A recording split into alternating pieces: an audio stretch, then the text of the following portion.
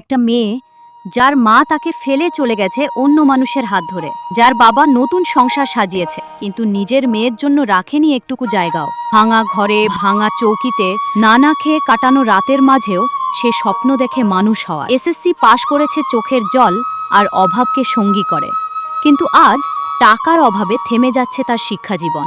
এই গল্পটা শুনলে হয়তো আপনার বুকটাও কেঁপে উঠবে, কারণ এটা শুধু একটা মেয়ের গল্প না, এটা আমাদের সমাজের নির্মম বাস্তবতা। সিরাজগঞ্জের কামারখন্দ উপজেলার কুড়া গ্রামের মেয়ে তাসলিমা।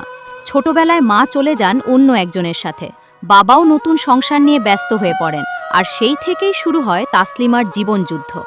যে বয়সে একটা শিশু বাবা মায়ের আদর পায়, সেই বয়সেই তাসলিমা পেয়েছে অবহেলা আর কষ্ট। আজ তার একমাত্র আশ্রয় ৮০ বছরের বৃদ্ধা দাদি শকেরা বেগম। নিজের কষ্টের সংসার চালাতেই যেখানে হিমশিম খেতে হয়, সেখানেই নাতনিকে মানুষ করার লড়াই চালিয়ে যাচ্ছেন এই বৃদ্ধা। অনেকদিন না খেয়েও পড়াশোনা চালিয়ে গেছে তাসলিমা।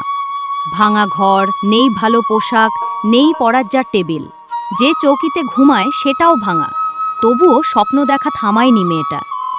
অভাবের সঙ্গে যুদ্ধ করেও এসএসসি পরীক্ষায় উত্তীর্ণ হয়েছে, কিন্তু কলেজে ভর্তি হওয়ার পরই থেমে যায় তার পথ, কারণ টাকার অভাবে আর পড়াশোনা চালাতে পারছে না সে। তাসলিমা বলে, ইচ্ছা আছে অনেক লেখাপড়া করার, কিন্তু সামর্থ্য নাই। অন্যদিকে বৃদ্ধা দাদিও অসহায়ের মতো বলছেন, কষ্টের উপরে নাতনিকে মানুষ করতেছি, কিন্তু আর পারতেছি না। দিনের পর দিন কষ্টে কাটছে তাদের জীবন। না আছে ঠিকমতো খাবার, না আছে সাহায্য করার মতো কেউ।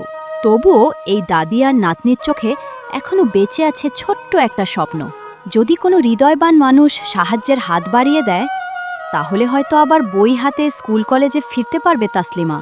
একটা মেয়ের জীবন বদলে যেতে পারে অসহায় এক বৃদ্ধার শেষ বয়সের কষ্ট। ভিডিওটি দেখে যদি আপনার হৃদয় একটু হলেও কেঁপে ওঠে, তাহলে ভিডিওটি লাইক করুন, কমেন্ট করে আপনার মতামত জানান, আর শেয়ার করে পৌঁছে দিন আরও মানুষের কাছে। হয়তো আপনার একটি শেয়ারই বদলে দিতে পারে তাসলিমার জীবন।